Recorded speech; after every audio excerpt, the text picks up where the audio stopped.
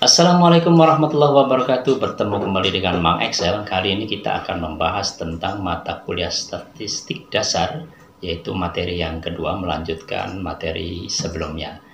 Dan kita akan membahas bagaimana cara menguji validitas sebuah instrumen dengan menggunakan formula Excel.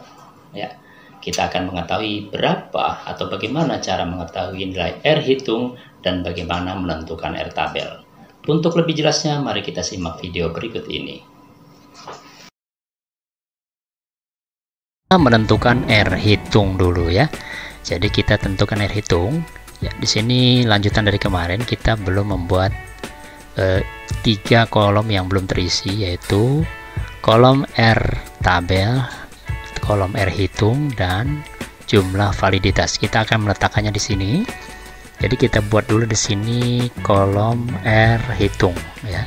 Karena kita akan membandingkan R hitung dengan R tabel. Jadi jika R hitung lebih besar dari R tabel, maka dia dinyatakan instrumen itu valid ya.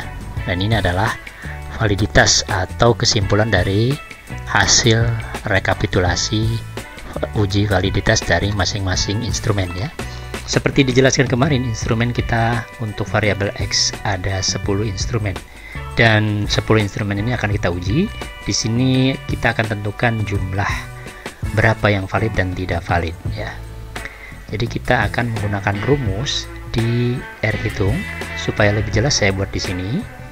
Nanti akan saya jelaskan maksud dari rumus itu ya. Nah, ini kita akan menghitung dulu nih Corel ya, dengan rumus Corel mulai dari C5 sampai C36. Berarti dari instrumen untuk responden pertama sampai responden ke-32.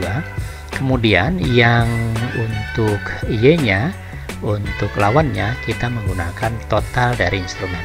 Maka kita kunci yang menjadi patokan, yaitu nilai dari total score. Kita kunci dengan menambahkan absolut atau simbol dolar di belakangnya. Kemudian untuk desimal kita kasih 3 desimal. Oke.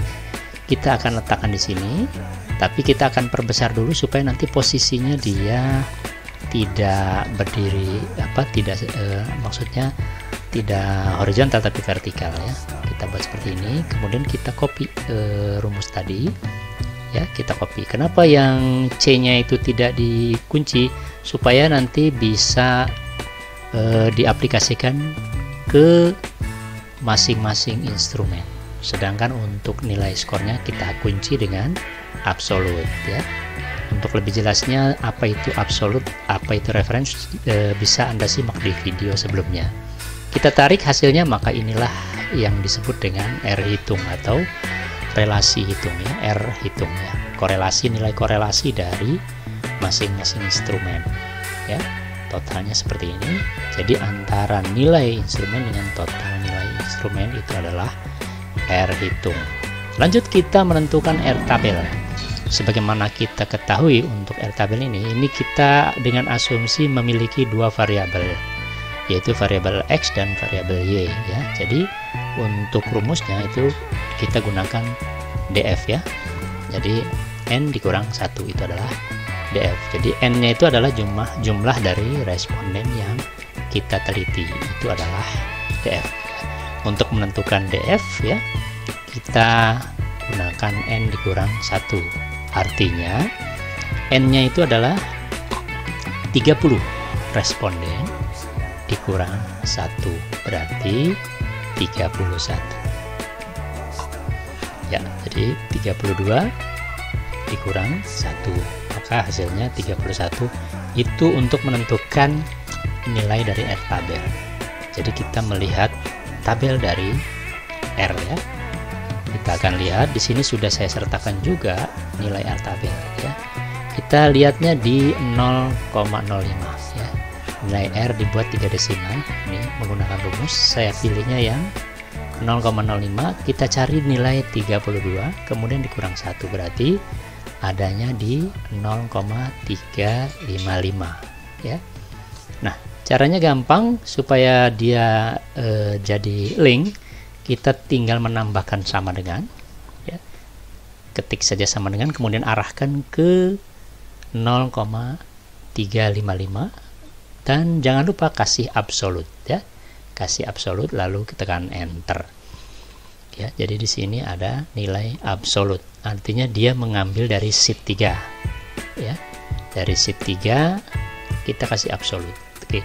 Tujuannya apa? Begitu kita tarik ya nilai absolut ini, misalnya kita ganti tadi sheet 3 menjadi R tabel ya. Kita ganti R tabel. Maka nanti rumusnya berubah menjadi rumus R tabel ya. Kemudian kita tarik. Maka dia akan mengarah hanya pada satu sel atau kolom yang biasa kita sebut sebagai nilai referensi absolut. Nah, terakhir kita akan menambahkan skor. Ya, kita tambahkan if ya. Jika R hitung dalam hal ini C40 itu lebih besar atau sama dengan ya. Lebih besar atau sama dengan R tabel di sini ya. Maka kita kasih absolut nantinya ya. Lalu kita ketik saja valid ya, titik koma tidak valid ya. Jika di komputer Anda tidak bisa menggunakan titik koma, maka semua yang bertanda titik koma kita ganti koma ya. Sini maka akan terlihat selnya berwarna, berarti ini benar. Lalu kita tekan enter. Begitu kita tarik ya, ini belum tentu benar karena apa? Dia tidak absolut. Tapi karena kita masing-masing kolomnya sudah kita kasih nilai R tabel masing-masing kolom, maka walaupun Anda menggunakan nilai referensi dinamis, dia tidak berubah. Tinggal kita atur saja conditional formattingnya. Kita pilihnya equal, kemudian kita ketik saja valid. Misalnya kita pengen yang valid itu berwarna lain ya, misalnya bold, kemudian kita beri warna putih dengan background warna biru ya. Kita klik OK, maka dia akan berwarna menjadi biru ya. Di sini kita ketik dulu valid ya, bisa setting kemudian ketik, atau ketik kemudian setting, itu sama saja hasilnya seperti ini ya. Jadi dia berwarna biru. Maka kita akan tahu nih jumlah yang valid berapa. Tapi supaya lebih mudah kita berikan saja rumus ya. Count if saja gunakan, hitung jika. Hitung jika, kemudian kita blok kolom yang kita tuju C42 sampai ke 42. Ketik saja valid, maka dia akan terlihat jumlahnya adalah 5. Bisa di copy atau tetap di situ, tidak masalah ya. Jadi intinya ada di sini. Kita sudah tahu R tabelnya, tinggal klik sama dengan, kemudian arahkan ke salah satu sel dan enter. Bisa Anda tambahkan nilai absolut ya. Kemudian untuk instrumen yang valid juga sama ya.